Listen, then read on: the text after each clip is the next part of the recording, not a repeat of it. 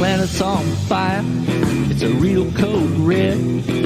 Got us by the balls, we're being slowly bled. All the swollen puppet head, they propagandize big chocolate points and flat out lies. A house full of mirrors, it's a lousy reflection. Run hard left, it's a true direction. Democracy's in trouble, this news isn't fake. Everything we fought for is truly at stake. Border to border, coast to coast, it's time to cue the talent and meet our host. It's podcast by George. All right, folks, it's showtime.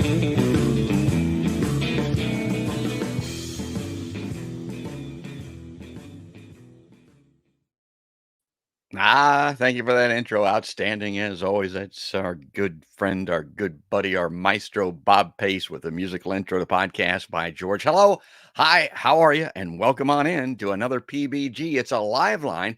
And we've got our good buddy, our good friend, Dr. Steffen W. Schmidt, coming back on the podcast by George live line. Haven't had him on for a while. And matter of fact, I haven't been doing quite as many podcasts as I've been doing. And one of the reasons I'll have to show you here. So I'm bringing this up on screen. People here from the Midwest know what this is. Folks, those are morel mushrooms. Now, this is going out around the country and around the world. A lot of people may not know what those things are, but there's a fanaticism over them in this part of the country.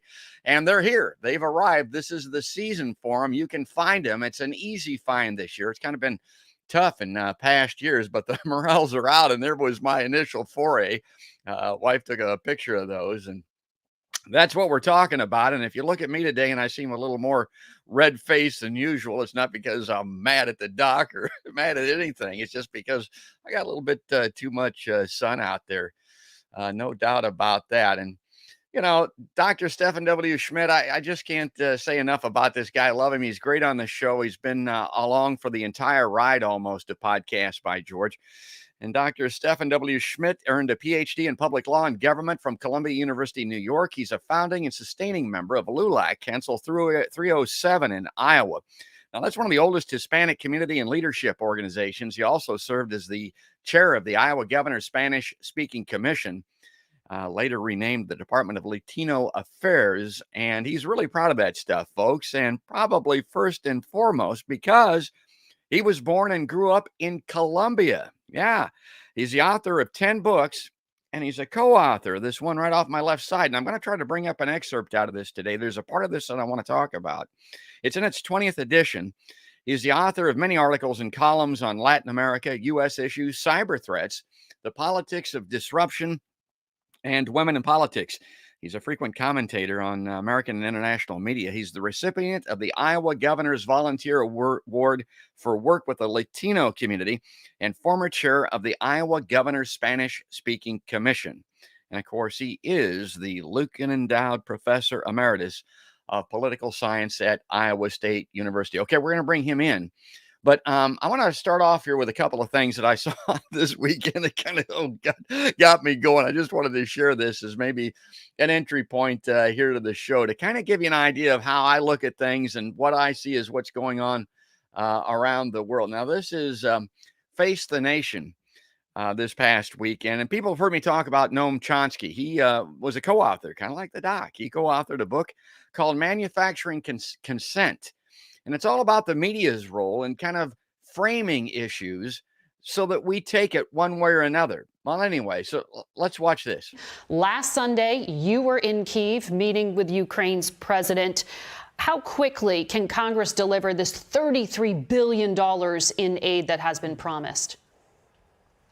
I think we will be able to do it as quickly as possible.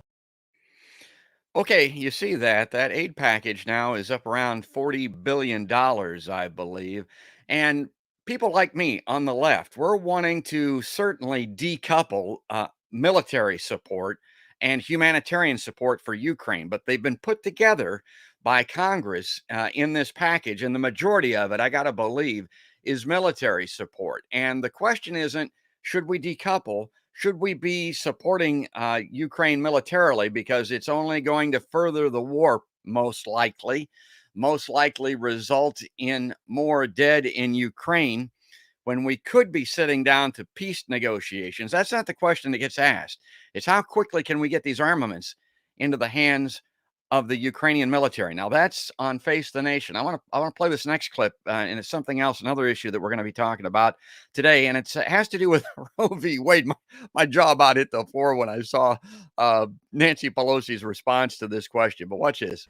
Madam Speaker, why were pro-abortion rights Democrats outmaneuvered? I have no idea. The fact is that we have been fighting for a woman's right to choose, and that is to choose.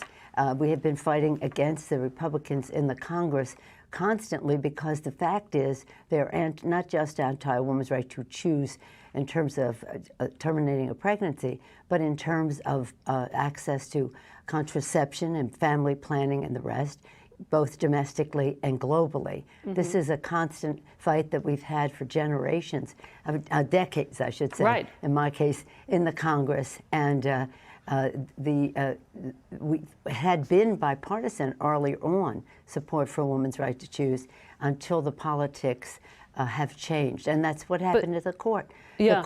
The science hasn't changed, but the court changed, and therefore they're deciding that it will be different. I have no idea why anybody would make that statement unless they were unaware of the fight that has been going on. Well, you have been fighting for decades on this issue, but back when Democrats held majorities in the House and the Senate, 2009, when you were Speaker, President Obama was asked about codifying Roe versus Wade and said abortion's a moral and ethical issue and, quote, not the highest legislative priority.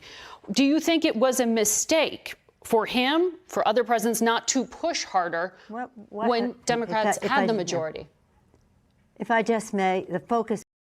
Okay, I don't want to play that clip forever. I mean, that just goes on. And what she's talking about is the fact that the majority in Congress, that Jimmy Carter, Bill Clinton, Barack Obama, and now Joe Biden, although his margin is a little debatable, they didn't codify or codify, whichever one of those words you want to use, Roe v. Wade. They had the opportunity to do that, many believe, through the decades, but they never did it. And you have to ask yourself why. Well, the reason is, I'm going to go all lefty on you here for a second, but people of Nancy Pelosi's generation, particularly the women of Nancy Pelosi's generation, they're huge on this issue. Roe v. Wade became the law of the land in 1973, and it's carried the Democratic Party, particularly from a fundraising perspective, all of those years. And they never codified it. They never went beyond that because the Democrats want to keep winning elections. That's my opinion anyway. And they don't want to alienate. They don't want to run off the right wing of the Democratic Party. And a good example of that is Hillary Clinton. She chose Tim Kaine as her running mate in against Trump. Well, Kaine, he's a pro-life Democrat. They want the best of both worlds. They want their cake. They want to be able to eat it too. They didn't do anything on Roe v. Wade. It was not a legislative priority, as Barack Obama said. And here we are today. Well, now that's kind of my rant here at the beginning. I wanted to get that out of the way before I brought the good doc onto podcast by George onto the show today. And let's get him in here and say hello. Say good morning. Hi, Doc. Thanks for coming on the PVG live line again on this Tuesday morning, bright and early. How you doing, pal?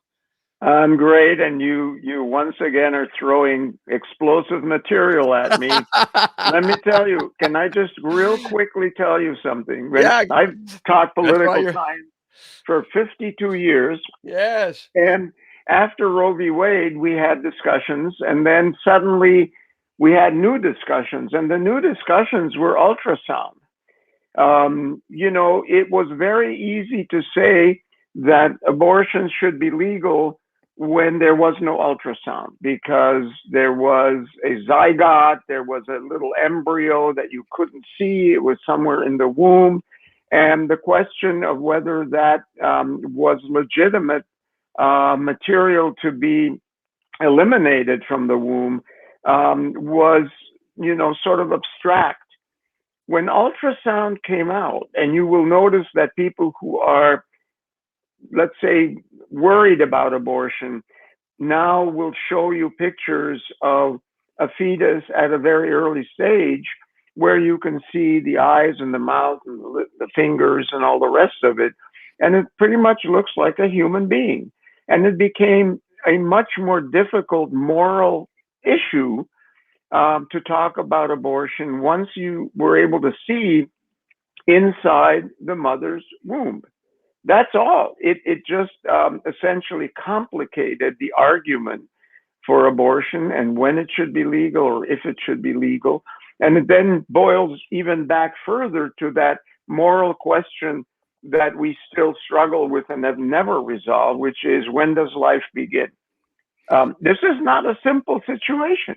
And the reason the Democrats were never able to pass legislation making abortion legal, and they counted on a liberal Supreme Court to legalize it in Roe v. Wade, is because their constituency, the Democrats' constituency, was ambiguous about it at best, and certainly very much opposed to it. I mean, Catholics, in most cases, just simply don't accept the idea of abortion. And Catholics have been a big part of the voter base of the Democratic Party. So, right now we are at a point that was predictable, because over the years, abortion restrictions have increased, George. They've increased. When an abortion can be had, how you can fund it, what public money can be used to fund an abortion. All of that has been restricting. And people who are shocked and surprised that a conservative Supreme Court may say that privacy does not necessarily include the right to abortion shouldn't be surprised, because it's been coming slowly. It's been coming at the state level. And so that's where we are today. Let me ask you this. Again, incendiary is a good term, but I want to get people thinking, and I want to get a running start here to the show. Is this a little too cynical, do you think, where I would look at this and think, yeah, this was a hot button issue with Nancy Pelosi and people of her age demographic back in the 70s, for instance? Now that they're older and this is not, much on their radar screen anymore, they're letting it slip away. I don't know what the hell she's talking about as far as the fight that they've been doing. If there's a fight, it must be behind the scenes, because I'm not seeing much of a fight. But am I just being too cynical there, do you think, when I look at it in terms of the age demographic? No, I don't think so. But also, I would say it is the political realism demographic, which means Democrats know, and I know a lot of Democrats, I know a lot of Republicans. Democrats know that it has been impossible to get a bill through Congress, the House and the Senate, legalizing abortion. And that hasn't gotten any easier after ultrasound and the ability to actually see a child developing inside the womb. You got to face that fact. I mean, it's not the idea that, you're taking away a woman's right to control her body. That's one argument. You're taking away the right of a woman to terminate a developing human being as well. And that's where it gets really tricky. So let's just face the fact that in some countries, abortion and the women's right to an abortion has suddenly become law. In Latin America, for example, which is extraordinary, because Latin America is very Catholic. Although in many cases kind of weak Catholic. In the United States, it is moving in the opposite direction. And that's the political reality that we face. It's going to be a tough battle. I'm not sure that Barack Obama wasn't, onto something when he said that this issue was not the top of his agenda in terms of what he wanted to accomplish. Because for a lot of Americans, there are other issues that are much more urgent. And so we will have to see how this particular confrontation will play out in 2022 to begin with. And certainly 2024, we have no idea what's going to happen by then. We may be in World War III. and Oh, all God. those weapons that you don't like, My God. are going to have to be used. I mean, the truth on that one is, and I know you want to talk about that as well. Yeah. That Russia is basically massacring massive numbers of civilians in ways that I didn't think would be possible given media exposure. There isn't enough outrage at shooting civilians, raping women, dumping their bodies in basements, and the only way to basically push back and stop that is to make the Russians realize that the consequences of that are very severe for them. I'm sorry to say that. It's the same thing with energy. You and I were talking about energy and solar and electric cars and, Elon Musk and his wonderful electric cars and things. All of a sudden, we realized that without oil and gas, we pretty much can't function, because almost everything that you see out there going up and down the interstate and driving around town is not electric. It requires, gas and diesel. And so we're back again to the question of how do we produce more of it, whereas we thought we were on a trajectory to basically shrink the oil and gas industry and basically move on to some other form of energy. That's paralyzed right now, George. I'm sorry to tell you. Don't be sorry to tell me. You want to hear good news? Don't bring up these topics if Well, you there want to isn't hear much good news. Yeah, that's a fact. I mean, it has something to do with my podcast too. I mean, my God, I just like every day it's something else. And those are two big topics that I wanted to discuss. Roe v. Wade, obviously, my point on that would be true. I can see where the stymie occurs in Congress. You've got Joe Manchin and all those things in there.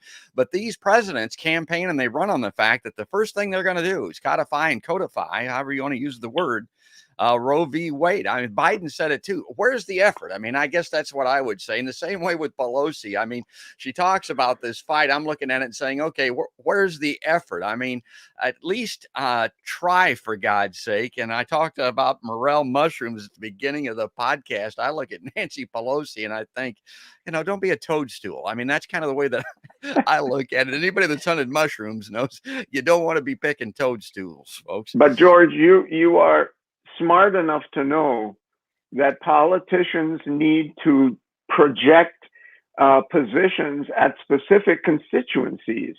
Whether or not they then will follow through or can follow through is another question. Well, I mean, a lot of politics is making promises you can't fulfill. That's Dr. Politics's main quote that should be on the front of our book. Politics is about making many promises and fulfilling only those where you have enough votes. And abortion, passing legislation and legalizing it is promises to women who are pro-life, pro-choice, neglecting those who are pro-life, which is a big constituency. And then moving on and hoping that those women will say, yes, I'm going to vote for Biden or Pelosi because I am a pro-life, pro-choice Democrat, and by God, they're pro-choice. And, it's I'm sorry. I think we've exhausted this topic, but that's where we are.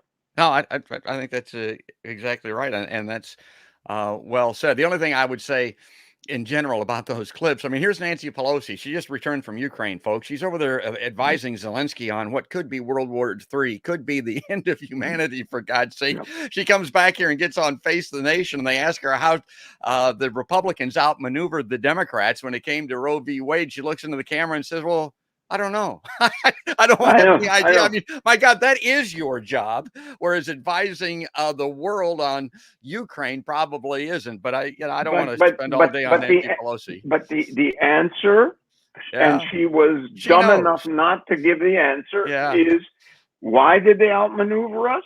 Because they won a lot of seats in the Senate and enough in the House in the last election that they had the control of the appointment process and the confirmation process to the Supreme Court. That's how they outmaneuvered us. Yeah. Because if the Democrats, had been in control, you wouldn't have a Supreme Court that's this conservative.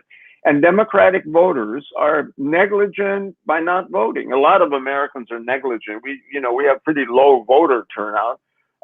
And she should have said, the reason the Supreme Court is now able to, if they do, basically reverse this decision is because not enough people voted for Democrats. And we were not able to sell our message and our policies to enough voters. And so the Republicans were able to, Donald Trump was able to appoint 3 Supreme Court justices and get them confirmed.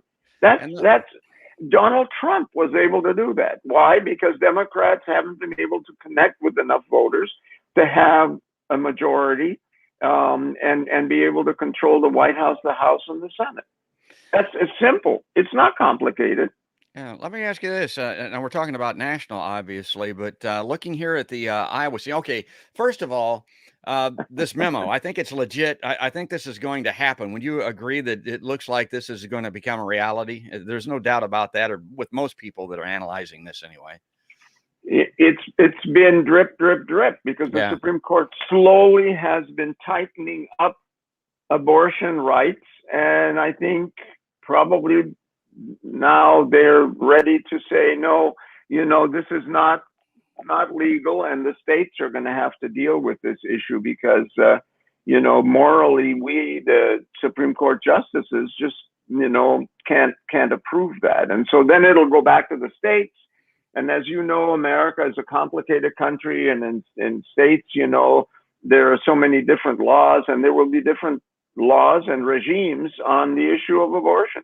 So already you've got people in New York, like the governor and the mayor, saying, come on up, you can have abortions up here. Oh, they don't have that accent, but come on up to New York and you can have an abortion here in New York. If you live in Texas or Iowa. And so that's going to make a messy, messy situation because, states are now deciding that if their citizens go to New York and have an abortion, that person can be charged maybe with murder.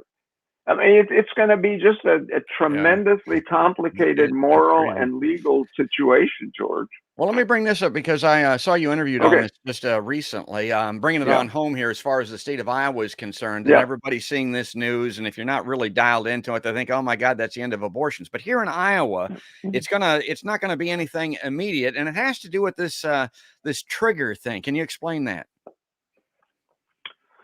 No, I can't, George. I'm sorry. I'm not. I may have a degree in public law and government, but you tell us what the trigger is. Well, I don't know for sure, but there's something in the state of Iowa now through the judiciary, through the legal branch, that I think if this were changed on a federal level, it would immediately trigger Iowa coming in line with the federal government's change in the law. But now again, I'm not sure about this. I think I don't think we have that in Iowa. So it means that it's going to take a while. Yes, it does. The issue is several levels. One, constitutional amendment in Iowa to make abortion illegal. That takes several, sessions of the legislature because constitutional amendments are complicated. The legislature passing the law that will make abortion illegal in Iowa has all these other legal complications, which are related to the Supreme Court's position on it and the federal government's position. And the point I think that I want to make is all of these things are cleared after litigation.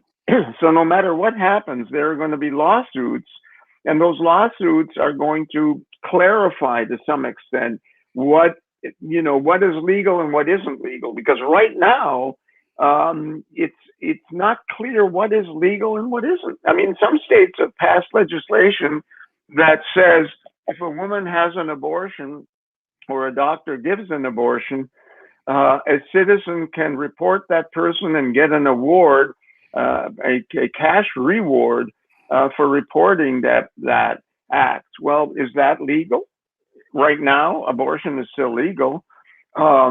We are in a great morass, kind of a swamp, where there are all these different levels of law that in some cases haven't been clarified. And I think it's going to take years of lawsuits. The next issue is going to be, can a woman order oral contraceptives that basically prevent pregnancy?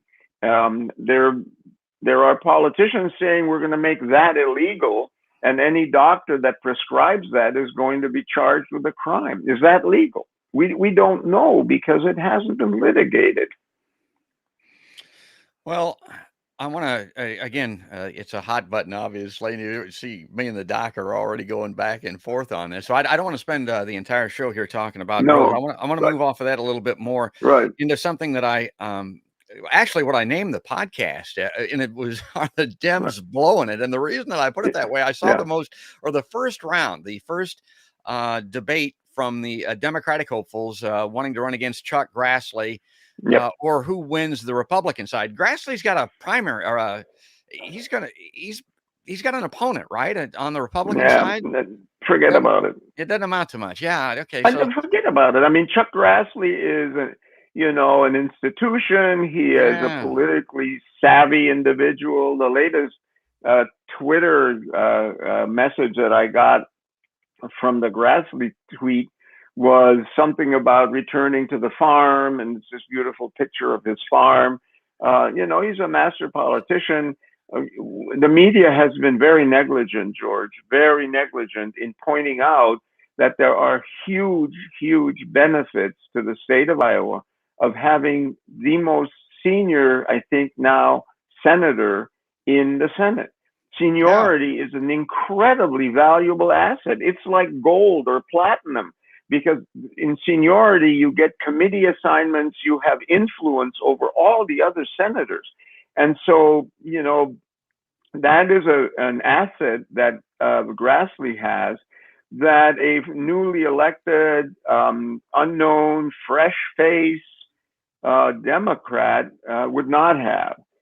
Now, on the other hand, there are people who are saying, well, thank God there might be a fresh face, because Grassley has been there, since Methuselah. And I don't know who Methuselah is, but I guess he's a very old guy.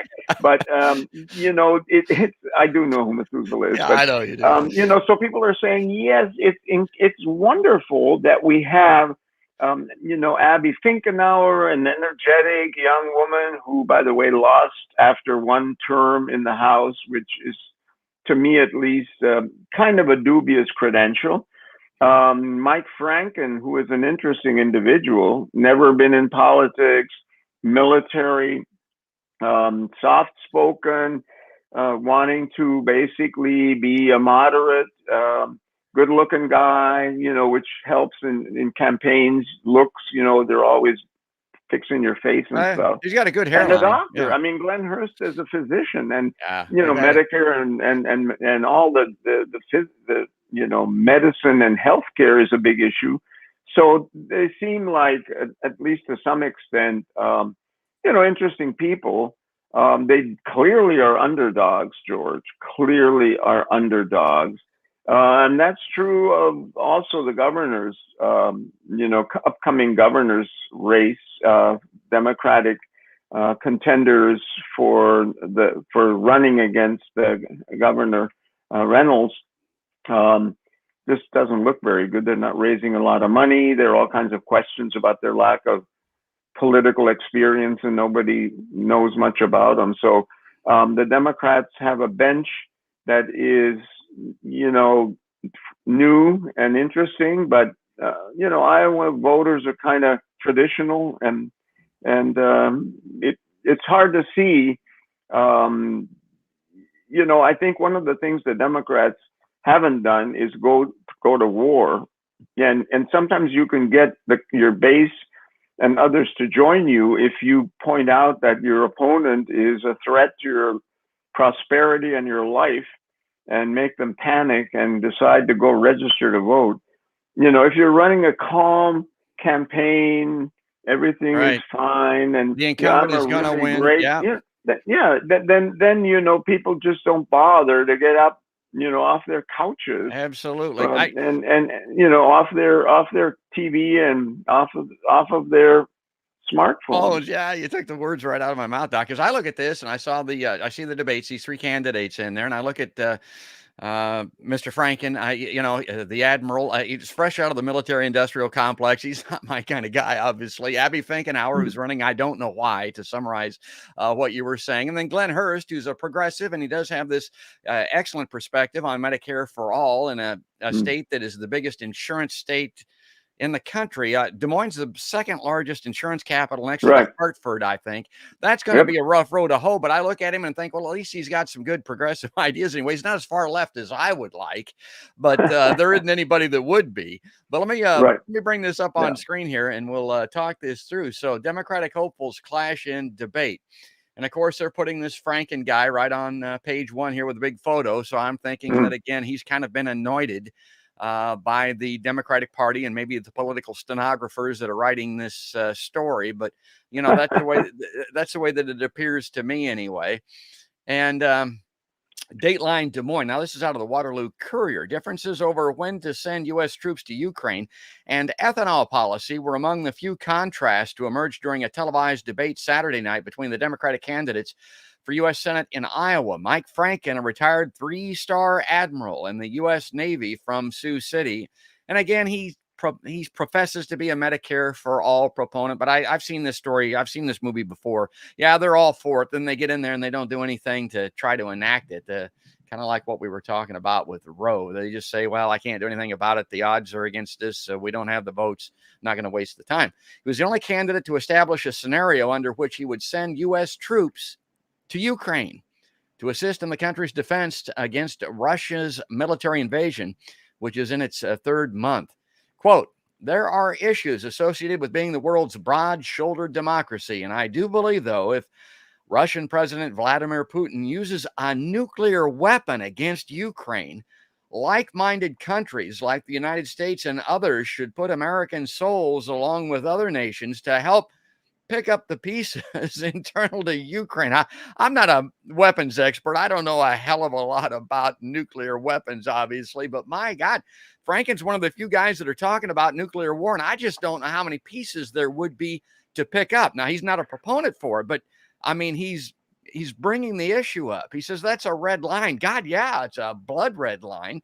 We must step forward. We cannot let the use of weapons of mass destruction against a large population and a democracy ever be used and go without retort. Now, if that's a realistic possibility, and it must be because Franken's talking about it, I'm thinking, my God, let's get those old boys over there to set their asses down and negotiate something.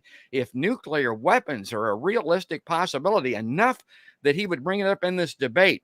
Abby Finkenauer, a former congresswoman and state legislator from Cedar Rapids, the doc talked about her, and Glenn Hurst, a physician from Minden, both said the United States should support economic sanctions on Russia and provide assistance like weapons and humanitarian aid, but should not devote U.S. troops.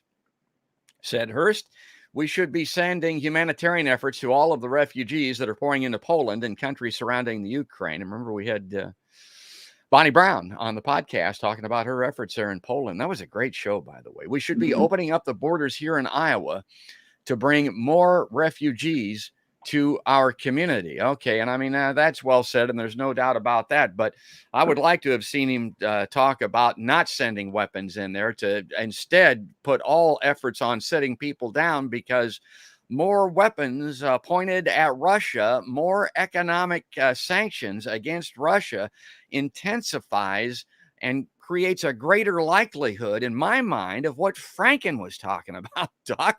My God. I mean, nuclear weapons possible. Yeah, it's been a while since that was a realistic possibility. I went to school in Florida when the Cuban Missile Crisis happened, and we saw massive convoys of trains moving down south to military bases. We saw so many airplanes flying over that they blocked the sun as we tried to basically prepare for what could have been nuclear war, because the Russians were moving missiles into Cuba, in order to balance off their shortfall of long-range intercontinental ballistic missiles. Boy, was that a tense time, I'll tell you that. I would hate to see us get back in that. And somebody does have to try to sit down with the Russians, but, Putin is not a guy who, wants to sit down and talk. The Germans have tried it. All kinds of world leaders have tried to talk to him. And I think that's the question. The question is, remember, George, I know you don't like to hear this, but I'm going to remind you that the only reason we never had a nuclear war back when was because of mutually assured destruction. It was called MAD, mutually assured destruction. And we told the Russians, look, we have enough nuclear weapons and missiles and B-52 bombers that are airborne, that if you attack us, if you launch a nuclear strike, you're not going to win because we are going to then destroy you. So please don't do that. I know you don't want to hear that because that's kind of war stuff, but that did produce what I would call a kind of dangerous peace, but it was a peace.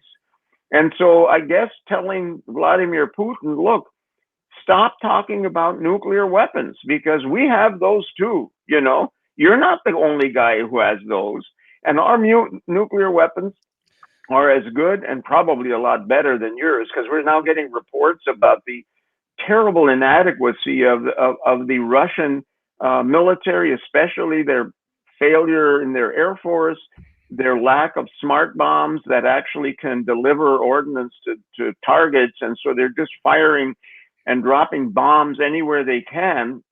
And so maybe telling Putin, and we should be doing that back door, maybe find a Chinese restaurant somewhere in DC where American journalists can sit down with Russian leaders, secretly and have a, General Joe's chicken or something and say, look, we have nuclear weapons. That's what happened in the missile crisis.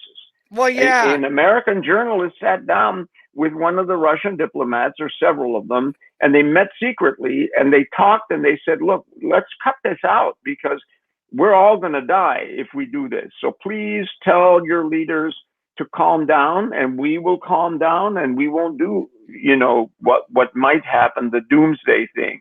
We should be doing that, and I think we are. Honestly, I have German cousins and friends, and they tell me that there are a lot of discussions going on, that Angela Merkel, who knows Putin well, the former prime minister of Germany, she speaks perfect Russian because she grew up in East Germany. That backdoor conversations are going on between Angela Merkel and some very important Russian leaders trying to basically get Putin to declare a victory and have a victory parade and maybe annex a little bit of Ukraine, the Donbass region and Luhansk, which in the past, at least, I lectured years ago when Ukraine declared its independence from the Soviet Union. And I had some very lovely Iowans who had relationships with Ukraine and who said, oh, all the Ukrainians support Ukraine. And I said, no, that's not true. There are Russian-speaking ethnic Slavic Ukrainians back there in Luhansk and in that region who basically don't agree with any of this. And, they don't want independence. They want to be part of the Soviet Union or Russia. And I got yelled at on the radio. This was when I was still doing WOI radio. And I said, no, they are ethnically connected to the East, and the other Ukrainians want to be part of Europe. Just, buy that. Well, it turns out I was right. And you can go look that up in the archives of WI public radio at Iowa State. That's where Putin thought he was going. And what's happened is shocking, because the Russian-speaking Ukrainians in that eastern part of Ukraine really don't want this war. They are horrified. They've been killed. they have been massacred by Russian troops because the Russian troops don't know who is a Ukrainian and who is a sympathizer with the former Soviet Union and Russia. So they're just killing civilians and bombing the hell out of their Echoes of buildings and schools and hospitals. echoes of And Vietnam. so, you know, so the point is there are discussions going on. I think that Putin would be very smart to declare victory and say, you know, we accomplished what we needed to do. We've crushed the Nazis in Ukraine. I'm sure there are Nazis there. There are Nazis everywhere in the world. You know, that's not a big deal. And say, our brave soldiers, you know, have fought for the fatherland. And now, you know, we're going to sit down with the Ukrainian government and basically negotiate a peace and draw a new border there. And, you know, we've won the war, which some countries say we should have done that in Vietnam and other places too. But yes, it's a tense moment, isn't it, George? A very tense moment. Well, it's very tense. And again, I'm a big proponent for a negotiation. As you mentioned, a lot of people are saying Putin will not negotiate. But having done negotiations on a marketing level, Doc, I know that rule number one is you got to get your other side to the table. And the way that you get them to the table is by offering them something. Now, with Putin, I wouldn't give him any territories necessarily. I mean, and I tell him that he has to pick up his shit and go back to Russia. And he has to fix what he's blown up, and he can't bring people back to life. And we're going to consider that a very grave injustice. And he may have to suffer the consequences from that in some other way, some other day. Now, that's the bad news for Russia. The good news is to get him to come to the table. My thinking is you tell him, he says, I don't know whether or not you can believe the dude, but he wants, number one, I think, Ukraine to be NATO neutral. He does not want Ukraine to be a member of NATO. He does not want those NATO missiles in Ukraine pointed at Moscow. Say, okay, we'll give you that. You're not going to get these other things. You're not going to invade and take anything, but we'll make Ukraine like Switzerland if that's what it takes. For you to get your troops out of there and use that as a starting point, and then denazify and all these other little, you know, these things, these issues that he wants to have. But you got to offer the dude something to bring him to the table. It reminds me of the Paris Peace Accords in Vietnam, Doc. You remember that very well. Remember how they started shit? They fought over the dimensions and the layout of the table. The shape of the table. Was it going to be round? Was it going to be long? Here's the deal, George. If you were working this out behind the scenes, and for all I know, you are. I mean, I know that you have some really big connections in Washington. Well, somebody is. You may be spilling the beans here, but would you say when Putin says, "Well, I'm thinking about it, but I want you to promise me that Finland will not join NATO and you will not let Finland join NATO, because that would be the longest border of any NATO country with Russia, and I'm not going to stand for that. So Finland, no NATO." Would you give him that? Well, in the world of negotiating, that's a counteroffer, and he's ahead of the game, obviously. That's not what he's coming to the table to discuss, and a precondition like that would not be accepted normally. You would have to reject that out of hand. But however, as you know, the Soviet Union was promised and Russia was promised many, many years ago, going back to our era, Doc, the 80s and the 90s, that NATO would not advance east of East Germany. And so you could look at it and say that that's a realm of possibility. And they didn't have Finland and who else did you mention? Bulgaria, Sweden. Or who else wanted in NATO? Sweden. I mean, they didn't profess an interest in that. They weren't taken into NATO until this occurred. So again, that's kind of post-invasion type stuff that I wouldn't necessarily think that would be okay. I want to move on here. I want to get to something else because we're just about out of time. We're 44 minutes into this. This is something that I saw, Doc, and I thought of you when I saw it. And I thought about this book, American Government and Politics Today. Now, if you buy this book, I've talked about this on the show before. I think it's in its 20th or 21st printing, something like that. One of the benefits of it in the back is you get a free copy of the U.S. Constitution and the amendments. And here's this page. I want to bring this up. And this is, again, in the glossary in the back. This is Amendment 14. let me see if I can get this to where I can read it. So no person shall be a senator or representative in Congress or an elector of president and vice president or hold any office military under the United States or under any state who, having previously taken an oath as a member of Congress or as an officer of the United States or as a member of any state legislature or as an executive or judicial officer of any state to support the Constitution of the United States shall have engaged in insurrection or rebellion against the same or given aid or comfort to the enemies thereof. But Congress may, by a vote of 2/3 of each house, remove such disability. Now, down here in the blue type, it says this provision forbade former state or federal government officials who had acted in support of the Confederacy during the Civil War to hold office again. It limited the president's power to pardon those persons. Congress removed the disability in 1898. Okay, Doc, I saw that. And of course, the first thing I thought of was, wait a second, Donald Trump. I mean, I don't know how you could dispute whether or not he did those things. Most serious people aren't really debating whether or not he aided and abetted and assisted and provided aid and comfort or whatever that says to people that were actively involved in a rebellion against the United States on January 6th when they crawled through the windows of the Capitol building. I looked at that and I thought, this could be a technicality that could prevent Trump from running for president in 2024. And it kind of looks like he's going to. But then again, I thought, Teflon Don, Trump, that is, nothing seems to stick to this guy. So I don't know how a technicality like that would work, particularly something going back to the Civil War. Have you ever thought about that Amendment 14, that Article 3?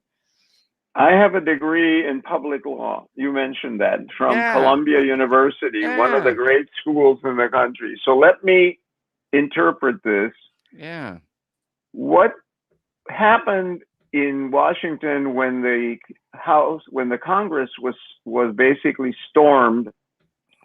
Was it an insurrection to overthrow the U.S. government, or was it a protest because of a suspicion that an election had been stolen and rigged? Was it an effort to enforce the law on who is elected legitimately with electoral college votes? So it all depends on how you can argue what an insurrection is. The Civil War was pretty easy. I mean, there were massive troops. I think it still is the costliest war in terms of death in American history of any of our wars. There were troops marching. There were territories invaded. It was a real civil war, a real insurrection. This thing was a protest. If I was a defense attorney for these people, I would say, look, it was a protest of passionately patriotic people who really believed that an election was being stolen, and it was a protest that got out of control. These people need to be punished. They need to, do a little bit of jail time or maybe some community service. But it was not an effort to overthrow the government. We all need to calm down. And, this particular provision of the Constitution was meant for something like the Civil War, not protests like Black Lives Matter. Was the Black Lives Matter protests in Washington, where they had to put up an enormous fence around the White House because the protests were so threatening? They thought that the protests might spill over into the White House and basically overthrow the government. Was that an insurrection? These things are so nuanced, George. They are basically depending on the arguments that are made before courts and before politicians. So yes, that particular provision could be used to deny someone the right to run for office. But it's not so crystal clear. Nothing is ever crystal clear until it's argued in the courts. And so once again, we are, here saying, should we take away the right of voters to choose someone for any office, should we take away that right of voters to pick Donald Trump again, let's say? And I think the answer generally would be no. Let's make an argument, if that's what you want to do, that he's not qualified, that somehow, he, doesn't understand the law and has been doing a lot of things that disrupted the country or whatever. But let's not take away the citizen right of someone to run for office and people to vote for that person. That's why, a lot of Americans really don't like term limits, because if you've got someone that, has served as a governor or as a whatever senator, and the voters really like that person and trust that person, should we say to voters, well, I'm sorry, you can't vote for that person again because we don't think they should be there for more than, 8 years or whatever, 6 years. So these are very delicate questions in a democracy. In other countries, they would be a lot simpler because autocratic regimes, kind of write their own rules. But we've got this constitution that we constantly have to sort of study and ask, well, what does that really mean? And I think that's the case here as well. Let me run through these additional decks. That's well stated. I mean, that's exactly. I understand your point there, Doc. The only thing I would say is, all the time I talk about the big three: climate, war, and healthcare.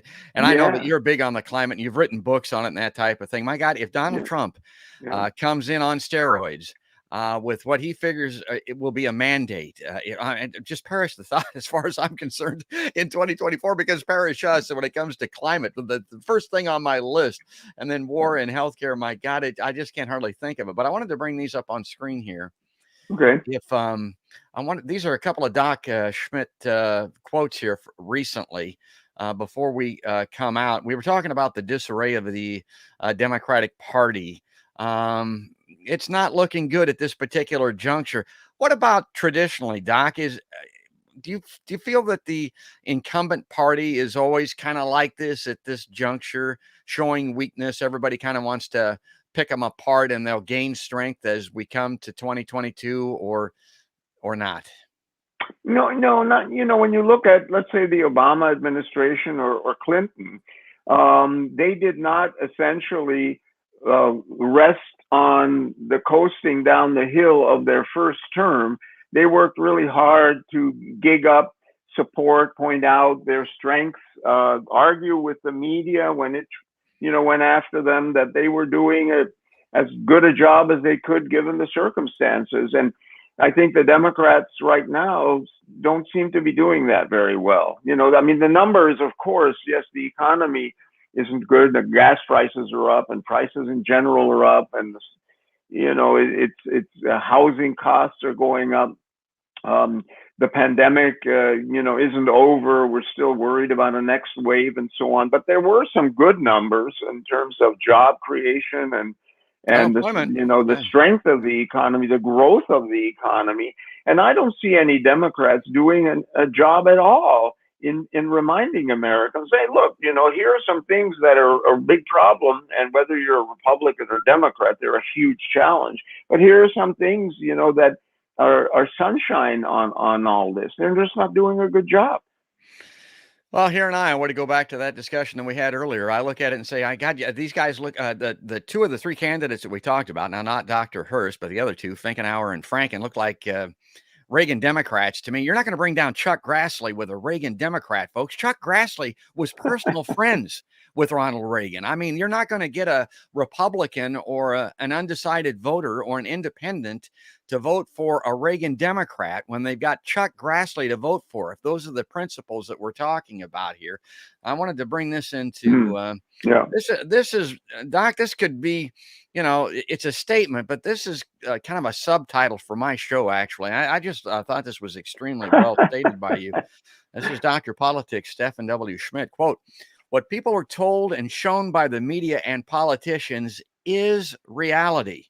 Actual statistics don't seem to matter. Do you think, where we're talking about climate, right? Republicans are taking more advantage of this than Democrats, and not necessarily in a completely honest and truthful manner would be my perspective. But I'm hard pressed to disagree with what you're saying there, Doc. And most importantly, the power of the media. It's and how these things are framed and characterized and portrayed. It goes right back to the beginning of the show. Yeah, no, listen, the reason I wrote that is because I had a huge argument. In fact, I was attacked and trashed and mocked by some progressives. I'm sorry, George, your buddies, because I said the Democrats need to be very careful and need to remind themselves that crime is a very important problem that Americans face. The Black community faces it. The Latino community faces it. Every morning when you watch news in most parts of the country, crime is there and people are worried about it. And these people were saying, but the statistics show that crime isn't as bad as it used to be. Yes. And my point was, no, Doesn't matter. you don't give people statistics. It's what they're seeing happening. And when they go outside the door of their house, are they rushing to their car and locking all the doors because they're worried that somebody may attack them? That's what really matters. And if you don't understand that, you're going to lose every election you run in. I'm sorry. I think they do understand it. I think Fox News understands it. I think any propagandist understands it. Fear is the primary motivator. I mean, that's what creates beliefs and shapes politics, of course. Sure. And this fear drives ratings in mainstream media and other places. I don't think it can be any better said than that. That was a great quote. Well, Doc, we're running out of time here. I got to wrap up this particular show. I got to go hunt morels or play hockey or do something other than what I do on Podcast by George. Give us a closer here because you're great at these. Give us a summation, kind of an ending point here. Put a bow on this edition of Podcast by George. Yeah. Well, I mean, I think honestly that from what I'm hearing informally from people that are intelligent and I trust, that there are back channels to Putin and to the Russian leadership that is concerned about what's going on, that will produce a settlement of all this, that will wind down the conflict there, which has become much too high an issue on the agenda of Europe and the United States. And I guess I'm convinced that we are not going to have World War III, but that we are going to find a path to basically settling this war, and then working on restoring life in Ukraine. And I think, we all want to do that. And everywhere in the country that you go, people are driving by in their cars with Ukrainian flags, attached to their bumpers or whatever. And so I've become somewhat of an optimist in this, even though when you watch the news, it's certainly not a source of great optimism. So that my wrap up, I guess, is that please keep your faith in rationality and negotiation as the way to prevent catastrophe from happening. That's great. Doc, thanks as always for coming on another live line. Thank you. Thank you. It's great to be with you. That's great stuff. I really like these folks, you can tell. Well, anyway, I just want to say, if you like this particular edition of Podcast by George, if you're following along here, if you like the Doc as an example, he's on regularly. And the best way to never miss an episode with Dr. Politics and Podcast by George is to go to podcastbygeorge.com, because all of the platforms, all of the places that were seen or heard are shown there right at the top of the page, these little icons. Just click on one and you subscribe on Facebook or YouTube and you see all the videos. And if you want to just get the audio versions like this one, it's an hour long. It's a great way to, pass the time as you're commuting, that type of thing. Go to iTunes or Spotify or iHeartRadio app or Stitcher or any of those places where audio podcasts are heard. But that's going to do it. That's going to wrap it up. That's all there is. And there ain't no more. That's another podcast by George.